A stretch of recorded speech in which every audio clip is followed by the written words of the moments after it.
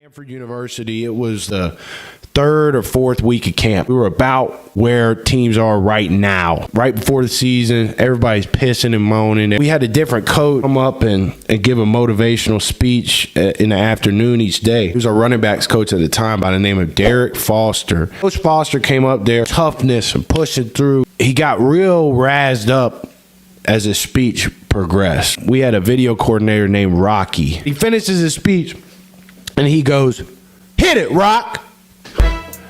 And Set It Off by Boosie Badass played. As a young white man, it was my first time hearing that song, Set It Off. Yeah, we finna set it off.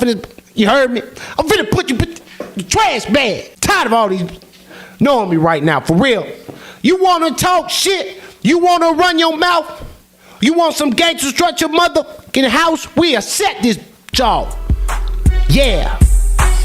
And that was my first time hearing Set It Off. At Stanford University, it was the third or fourth week of camp. We were about where teams are right now. Right before the season, everybody's pissing and moaning. We had a different coach come up and give a motivational speech in the afternoon each day. He was our running backs coach at the time by the name of Derek Foster. Coach Foster came up there, toughness and pushing through. He got real razzed up as his speech progressed. We had a video coordinator named What It Is, What It Ain't. Oh no. Is our sound pad not working? Yeah, our sound pad ain't working today. Well, that's part of not having a production crew. What up? What it is, baby?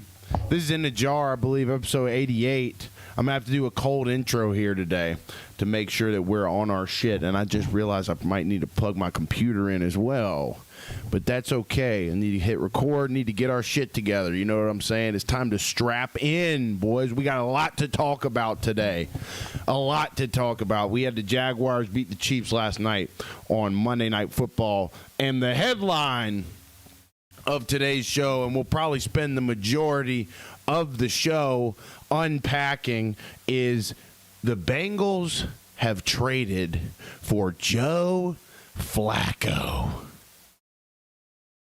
The Cincinnati Bengals, who on Sunday said, we're going to evaluate our options going forward at quarterback, and we're going to have it sorted out by Wednesday. They hold true to their word, and they sign veteran Super Bowl winning quarterback Joe Flacco to the squad. I'm not sure how I feel about it yet.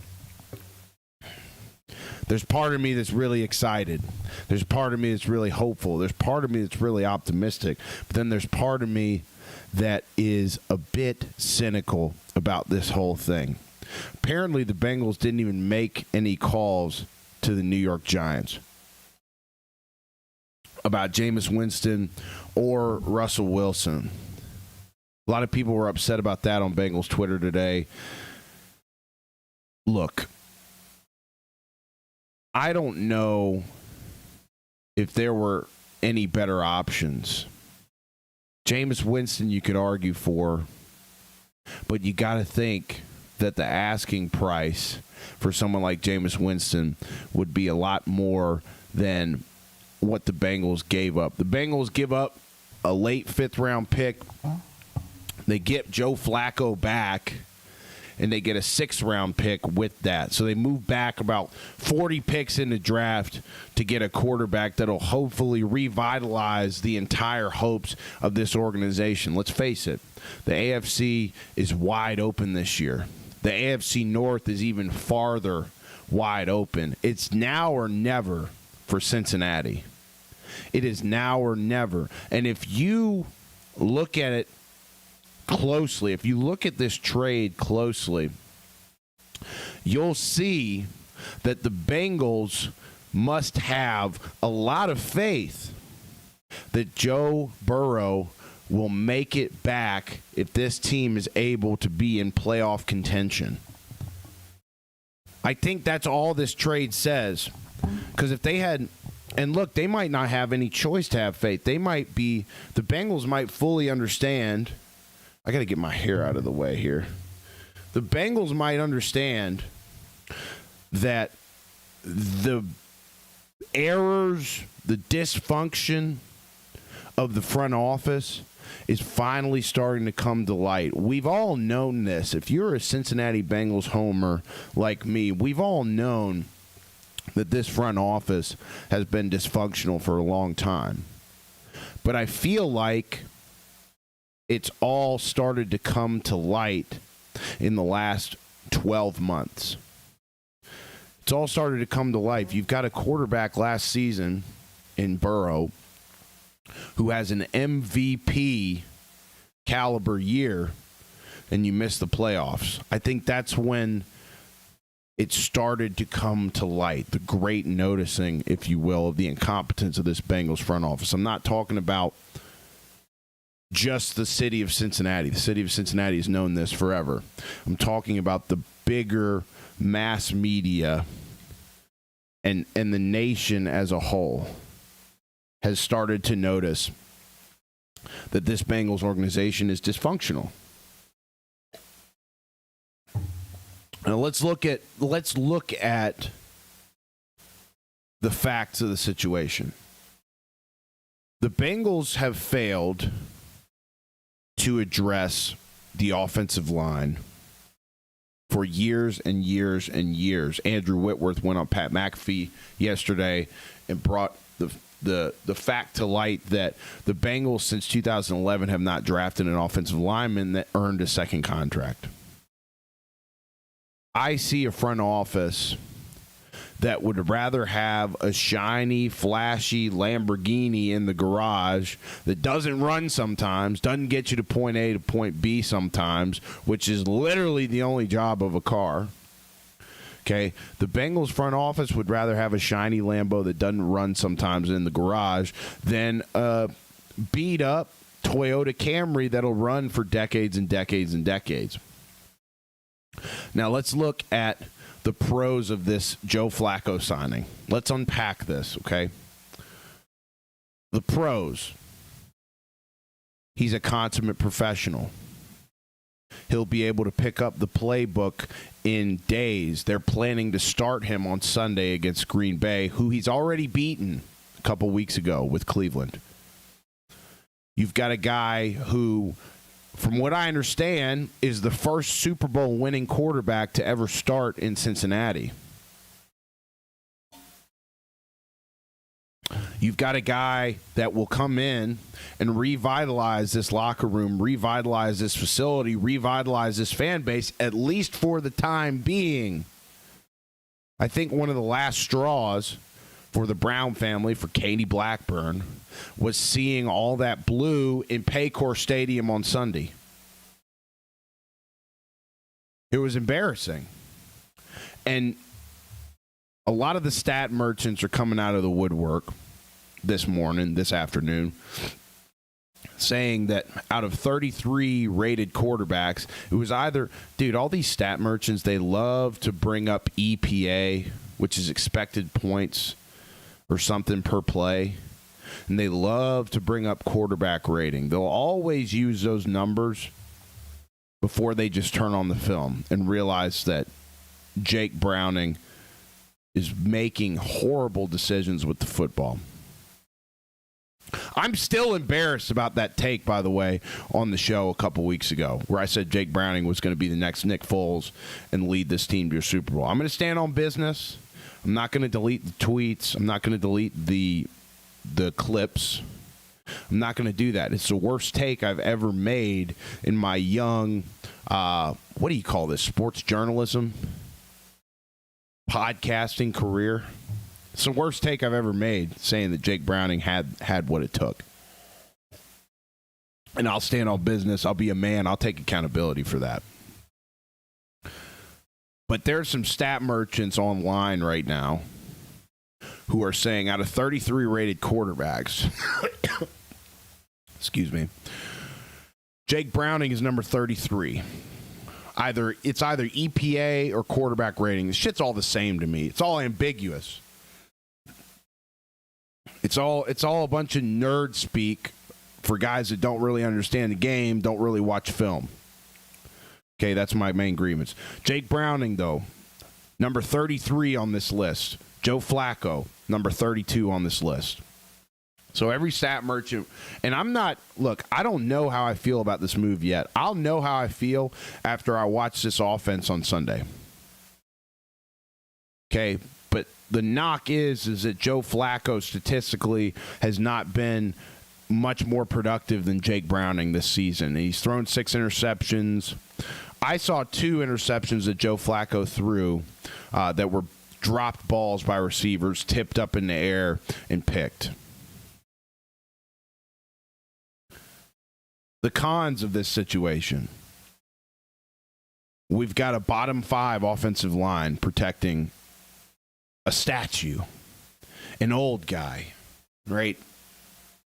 You can't expect. I feel like this move, it's exciting. It's invigorating for the franchise. It's invigorating for the fans. It inspires hope. And there is a chance that we could get ourselves with this AFC North in contention to maybe grab a playoff spot. I know early playoff picture, the Bengals are outside looking in. They're in that 8th spot, and I think New England is in that 7th wild card spot in the playoffs right now. It's wide open in the AFC. I think Baltimore's mailing it in. They just traded their defensive end. I can't pronounce his name. Some African name, Owe. They trade him to the Chargers.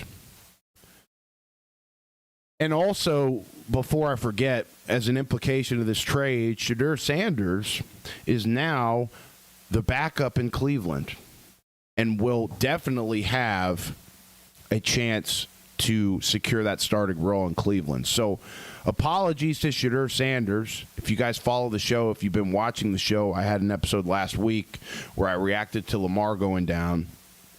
And I said if Shedeur had just kept his mouth shut and let Baltimore draft him, he'd have a chance to be starting right now. But it looks like there's such a circus going on in Cleveland that he will still have a chance to start. And so I kind of have to eat my words with this Joe Flacco trade. As much as I'm excited for my own selfish benefit, being a Bengals fan, I have to eat my words on that Shedeur Sanders take. It seems like he will get a chance to play at some point in Cleveland, and I'm going to have to eat my words saying that he made the wrong decision. It seems like he would have played either way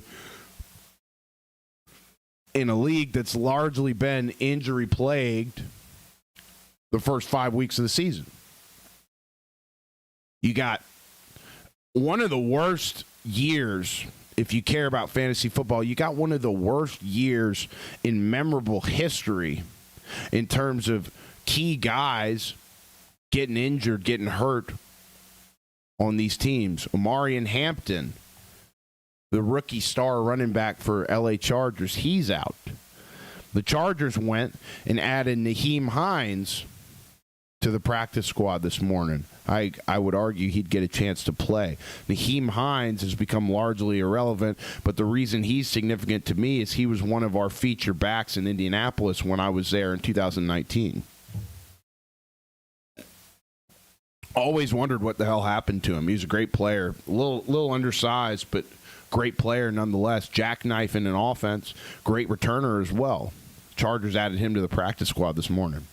So there's a lot of implications around this Joe Flacco move today. I'm erring towards excited. I'm erring towards 60% optimistic about this trade, 40% pessimistic.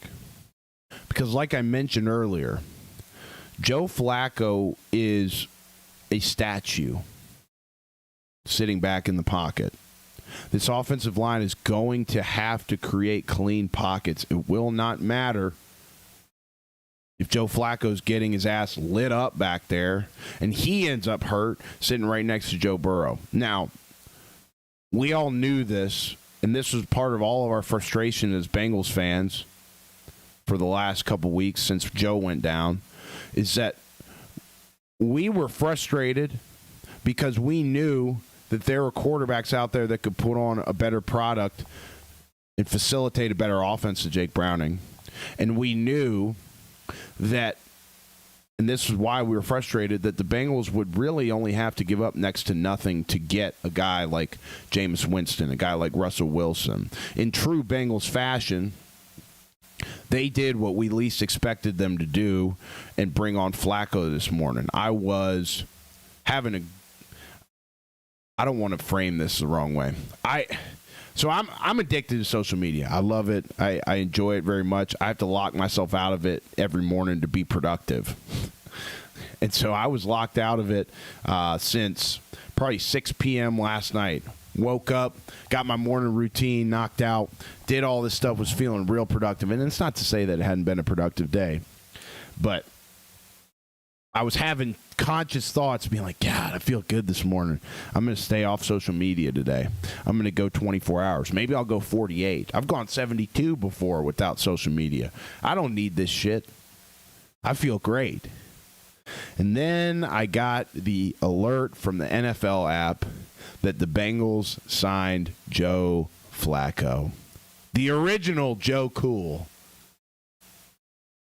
And I said, God damn it, I got to get on Twitter. I said, God damn it. And I went straight to a Bengals space. Jordan Battle's brother was on there. He's a very vocal Bengals guy on Twitter these days, Jalen Battle. And these guys are kind of tossing around everything I'm tossing around right now. It was a great primer for today's episode. I feel like we could talk about this for the entire episode. And we might. And we will. No, I'm just kidding. We are going to cover the Chiefs-Jags game. But other than that, I mean, not a lot of juice. Texas has got Oklahoma this week. Former number one in America, Texas, now unranked, playing Oklahoma. John Mateer will be out for that game. Alabama's got a, don't let me detour too much, you guys, but Alabama's got a big test, I believe, on the road at Mizzou, 14 Mizzou versus 8 Bama this week. Cream of the crop to me looks like Ohio State and Miami in college football right now. Pains me because it's two non-SEC schools. I think Miami should be an SEC school. So anyway, chatting shit about the Joe Flacco trade, man. It blows my mind. He's getting every single, if you're a freaking Avengers fan or whatever, people are saying he's getting every single Infinity Stone in the AFC North. And one thing that stood out to me about this trade that I'm looking on Twitter for is fan sentiment around these moves. We obviously always got to look at the film and say, I'm trying to fix this anyway. We always got to look at the film and make deductions for ourselves, but I do think that fan sentiment is not a bad indicator of whether a move like this is good or bad. And one thing I noticed on Twitter was that fans of other organizations were not happy about this Joe Flacco move, which tells me that this might work out. You watched Pat McAfee earlier. They were able to break that news live on their show. And you got a Packers fan in Ty Schmidt saying that he wasn't happy that his Packers were going to have to face Joe Flacco again this week. And it is confirmed that he will play on Sunday. He will start for the Bengals on Sunday against Green Bay. And then we go right into a short week, a Thursday night game against Pittsburgh, a whiteout, a game that could actually have huge implications on the AFC North picture. It's a very weak AFC North right now. It's a very battered AFC North right now. Every starting quarterback in the AFC North has looked different in Week 5 than they did in Week 1, other than Aaron Rodgers and the Pittsburgh Steelers. I can't think that Pittsburgh Steelers fans liked seeing this morning either. So you think about the offensive line. You think about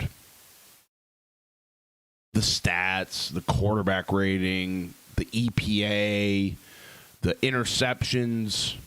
Think about all these negative things. And then on the positive side, obviously, it's more intangible. You get a guy who's been there before. You get a guy who's won a Super Bowl before, albeit an old guy that's won a Super Bowl before. You get him for next to nothing. Browns fans are pissed off about it. Browns fans are mad because just weeks ago, Kevin Stefanski was saying about Flacco, this is our guy, this is who we're going with. And then on the other side of that, Bengals fans are saying, well, why do we want a guy that Cleveland just benched? And then the counter argument to that is, well, Cleveland drafted 2 quarterbacks. They got 2 rookie quarterbacks that they want to try out. They want to evaluate. They want to get some film on them.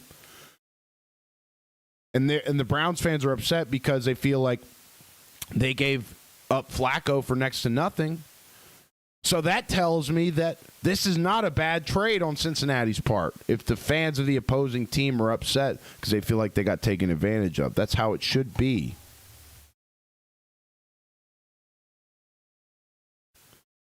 So we gotta just. I am now excited for the Bengals game on Sunday. I don't know if I'm expecting for us to win. We have to make sure, as Bengals fans, that we not tamper our expectations. Maybe that's not the right word. We set our expectations properly. I'm not sure. I've been having a lot of discourse with Bengals fans on Twitter today. It's a cheap way for me to say that we have to watch the games to see how this is going to unfold. But looking at the way this offense is played, you can't get any worse than how Jake Browning's been facilitating this offense. You just can't. You look at his decision-making on Sunday against Detroit. It's very clear the guy is looking at the receiver that he's going to throw to before the snap. It's very clear that he's not making the right reads. He's not checking it down when he needs to. He's not hitting that under route when he needs to. He's trying to take too many shots. He's trying to compensate. So I'm not listening to any of the stats. I'm not listening to any of the statistical comparisons between Flacco and Browning, for better or for worse. I'm not listening to them. Because if you turn on the film, it's very clear that there's going to be objectively, there's going to be a big decision-making upgrade from Browning to Flacco. And then you think about the weapons that Flacco's got at his disposal. People are pissed off because we've got literally the best receiver in the league who hasn't given much production, probably not to his own fault. Got to have a guy that'll just, look, if we can just, here's the keys to success, and this might be a little vague, but if Joe Flacco can simply manage this offense and distribute the ball and be a facilitator, be a field general like he has been in the past, you might see these Bengals in playoff contention down the stretch. I'm very wary about saying things like that. I'm very wary about making takes like that because of my Jake Browning take a couple weeks ago. I was coping. I was very clearly coping. It was a bad take. And so I don't want to stick my neck out for this organization again and then have another horrible take on our hands, another disgusting clip on our hands that I put on TikTok or wherever else. But it can't get any worse. It truly, offensively can't get any worse. And we finally have a defense that doesn't look good, but they look better than they did last year. And anything above the defense last year is, in my opinion,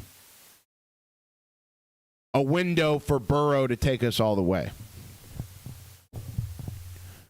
And so if you could just get Flacco in there and you could just get him facilitating things to where our defense can get sacks, they can force turnovers, and just be in games.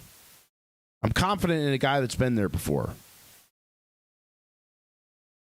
I'm really hesitant to say all that. Just the way this organization's let us down before.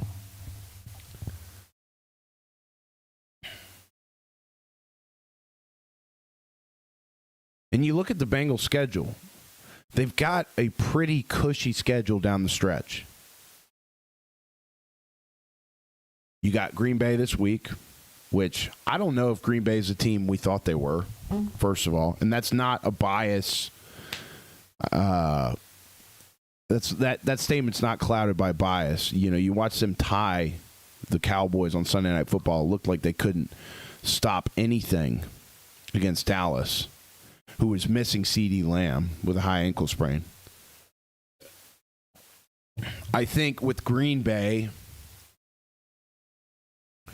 you saw a lot of really exotic fronts that they were able to use. They've got some dynamic players on that defense, and they had a lot of exotic fronts that they were throwing everybody off with the first couple weeks. But it's NFL, and I think you're starting to see, just kind of like in baseball, where a pitcher that's throwing it 105 miles an hour might shake up some guys at first, but then they're pro baseball players, and they end up being able to connect regardless of the speed once they get used to it. I think that's what you're seeing going on with the Green Bay Packers defense. Now that other teams in the league have gotten some film on the different fronts they use, different stunts they use with their defense, everything's kind of leveling out. And I don't think Jordan Love is elite.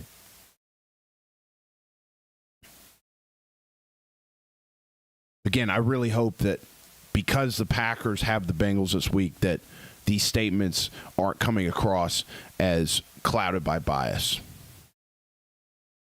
I want to see the Bengals succeed. I want to see them so bad. And in fact, I was chatting with some fans on Twitter today who, let's just say, they've been pretty apologetic on behalf of the organization. They stick up for the organization. Dare I say they shill for the organization. No matter what the Bengals do, they can't do any wrong. I don't agree with that perspective. But what I will say is I never want to appear as if I don't want this organization to thrive. The city of Cincinnati deserves a good product on the field. The fans are great. They're loyal to a fault. And they rally around these teams.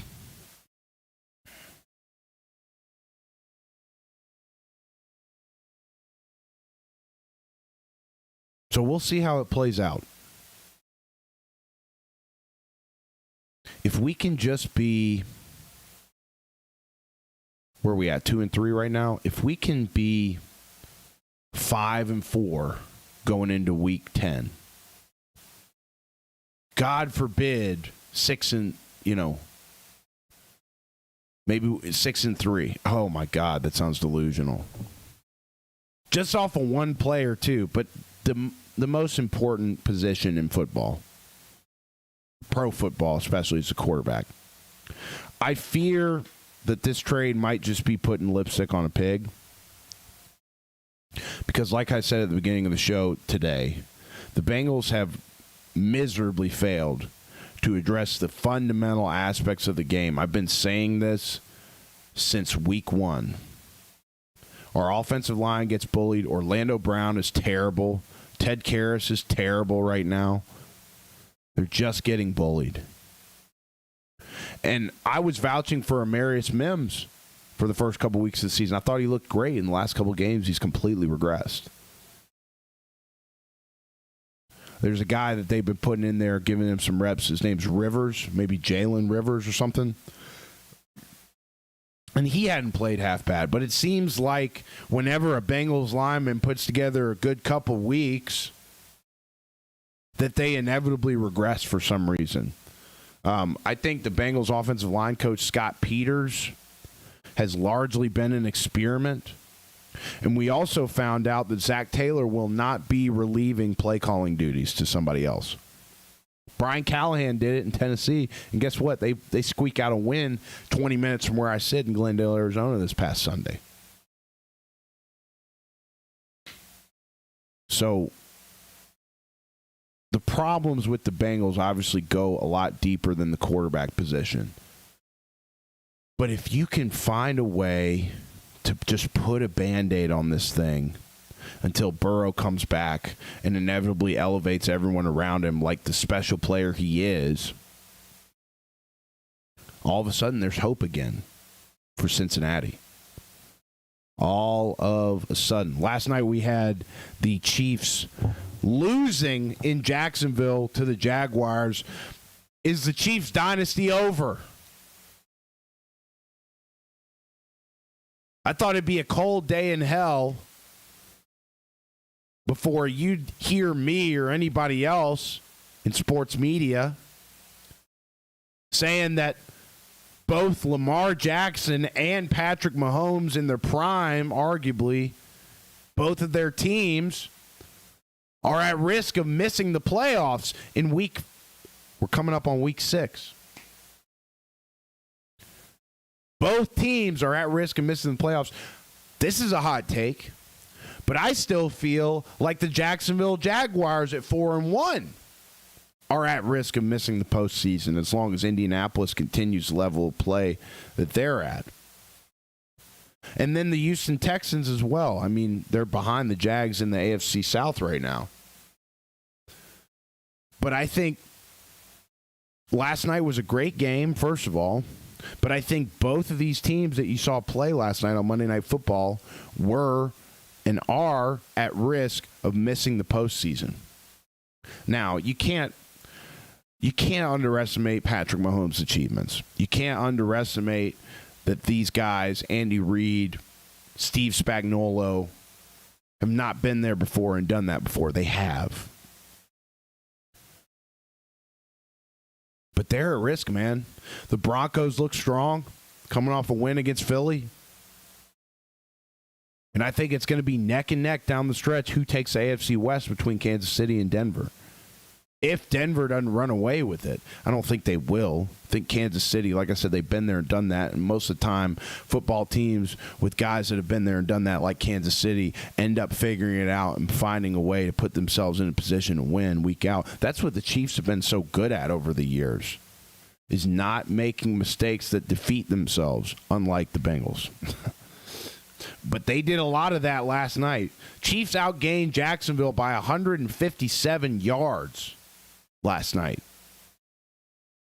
But they had 13 penalties for 109 yards. They had special teams mishaps.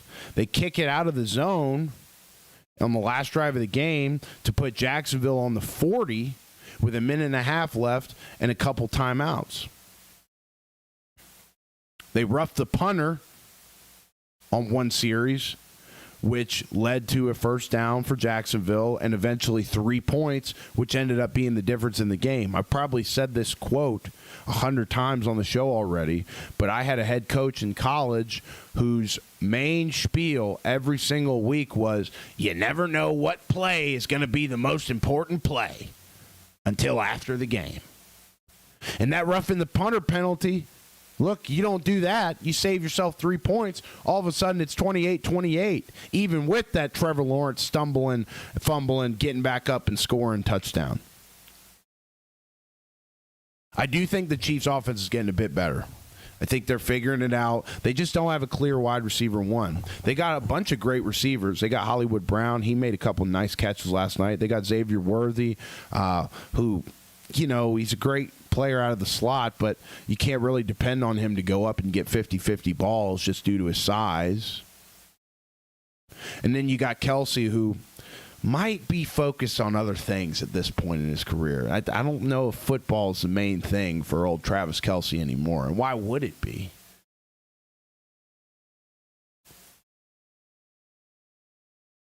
So I do think the Chiefs are getting a bit better on offense. Chris Jones, if you saw that Trevor Lawrence fall down play, touchdown that ended up winning it for Jacksonville, Chris Jones had a terrible rep on that play. Half-assed, loaf effort. That's not something that you're used to seeing from an all-pro level guy, potential future Hall of Famer guy like Chris Jones, number 95 down there for Kansas City. Both QBs, too, were the leading rushers for their teams. Not Jackson. Trevor Lawrence did look like Trevor Jackson, though, last night, dude. He was running around. I didn't know he had that shit in him, man. Running around, making first downs.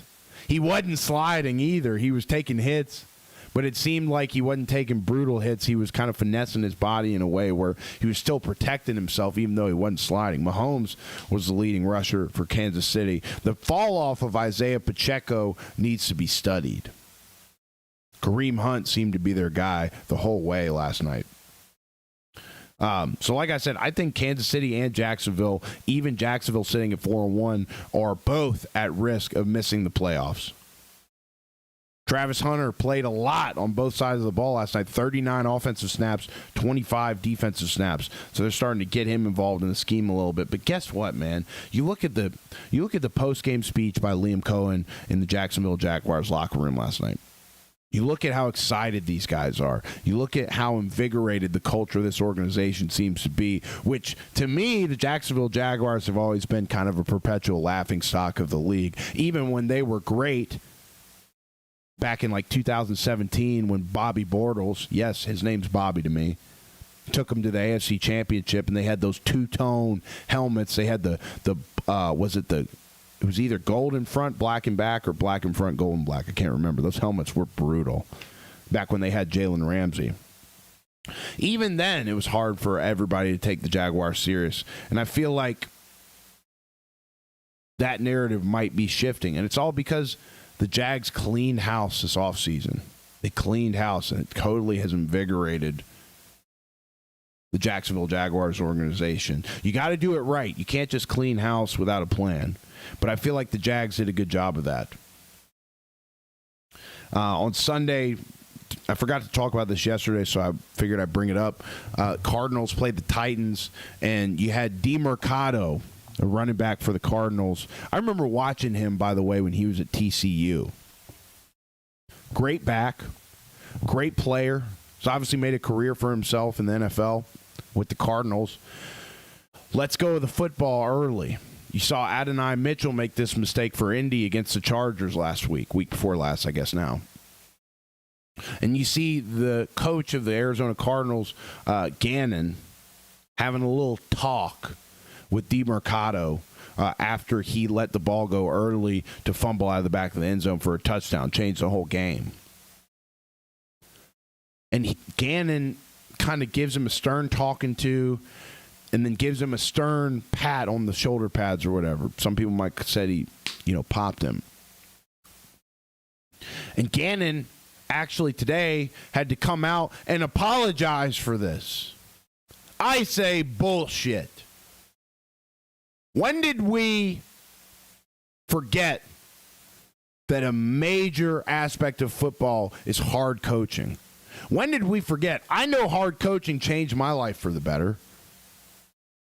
When did we go soft? It's not like Gannon slapped him in the face or something, which I'm sure thousands and thousands of coaches have done to players when cameras weren't on over the years, even when cameras were on, maybe back in a grittier time. Why is Gannon apologizing? I know the answer.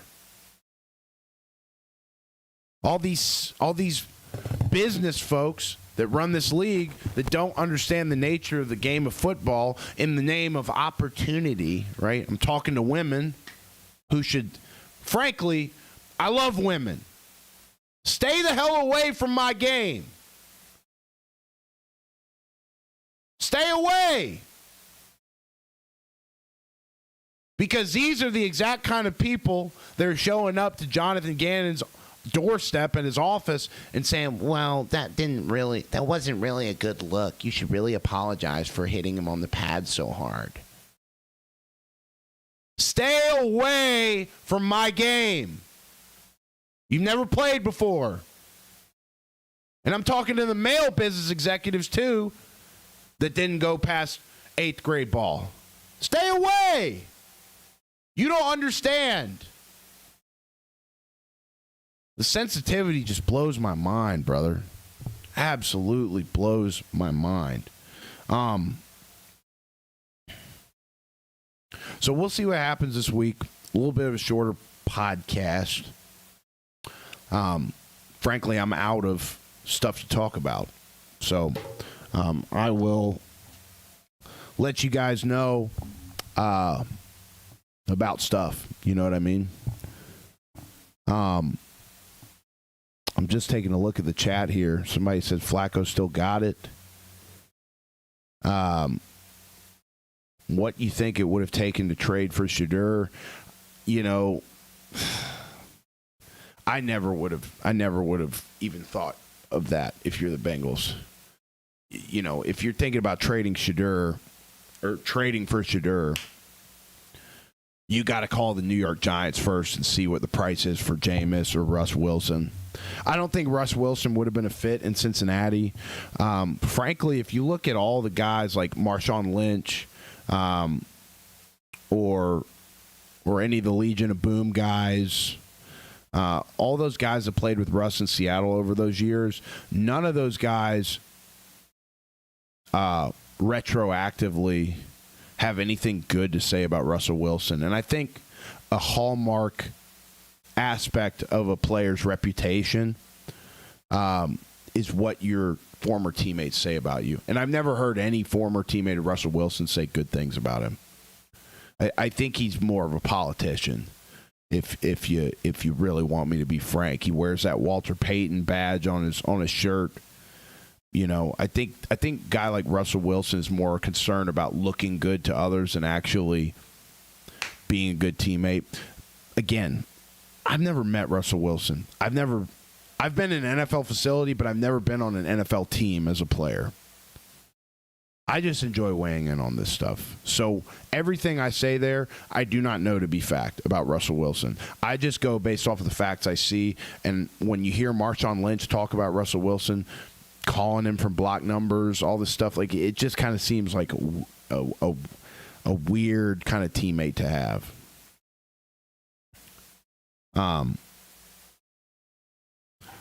Yeah, and then Kingston says, you think Joe Flacco will help out? He's thrown 2 touchdowns and 6 picks.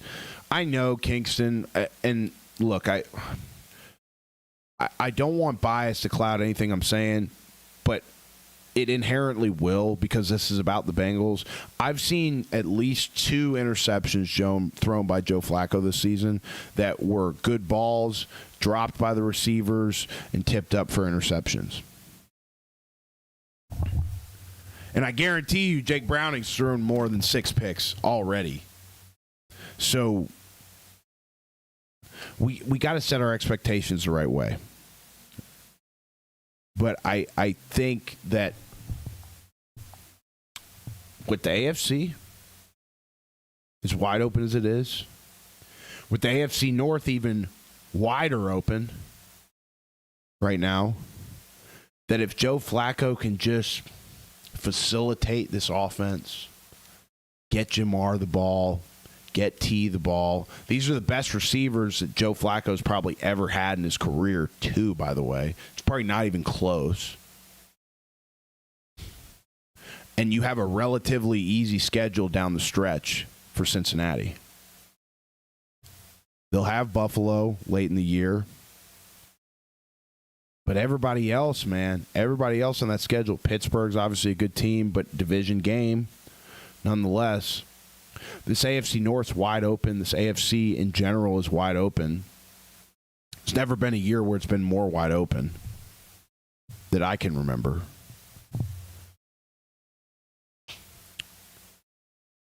If he can just get the Bengals in a spot to even entertain Joe Burrow coming back. And I think I mentioned this earlier, but I want to reiterate this. I think this move indicates 2 things. Number one, the Bengals front office knows that the dysfunction is coming to light and they need to win now. Okay, that's the first thing. The second thing, and some of you guys might not like this. The second thing is, this tells me that there's a big chance that Joe Burrow's on schedule to come back. There's a big chance that Joe Burrow, and that man, look, say what you want. I know I got a Bills fan in the chat here and a Cubs fan. Damn, dude, that's like double sin. I don't mind Buffalo, by the way.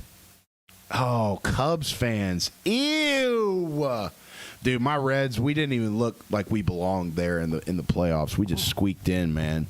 Broke my heart watching them get their ass kicked by the Dodgers like they did. I'm not even watching baseball. I don't care about baseball if the Reds aren't involved.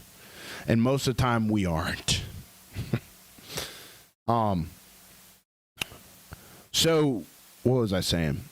I truly believe that a guy like Joe Burrow, psychopath, serial killer, low blood pressure, regardless of the scenario, guy like Joe Burrow could be the guy to make it back from this injury. But we just have to, the Bengals just have to be in contention to make that push to get Joe back sensible. Right? It's not sensible to put Joe back out there if we're freaking, 4-10 going into week 15. It's not sensible. I don't think the Bengals with Jake Browning at quarterback would have even sniffed 3 wins. But if you can get shit, man, let's think. And my Mac's low on battery. I want to wrap the show. I don't want to make you guys sit here while I plug my computer in. You know what? I'm going to do that.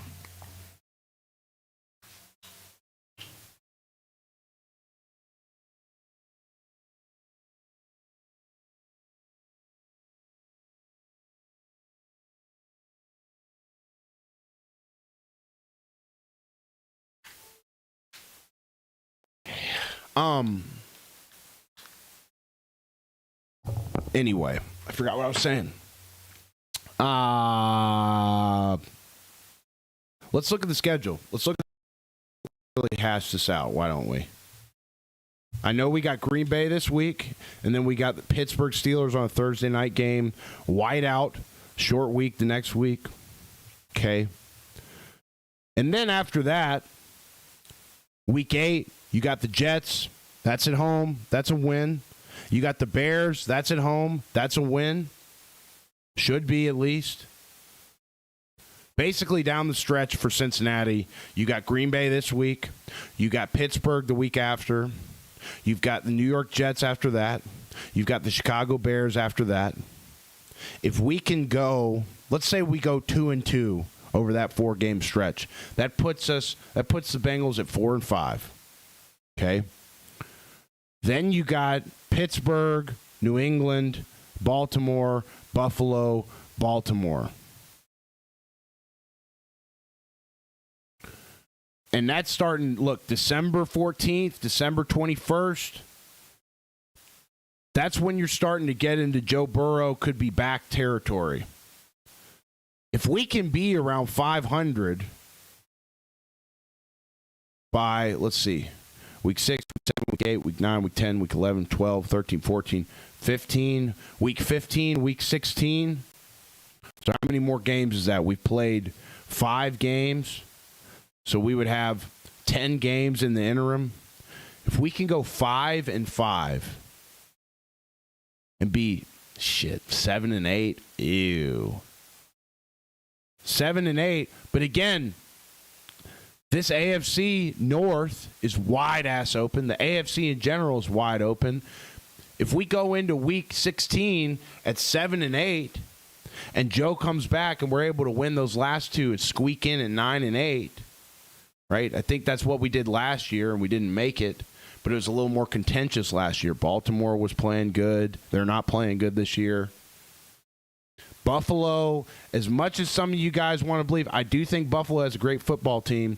They definitely showed some of their flaws against New England this past Sunday night.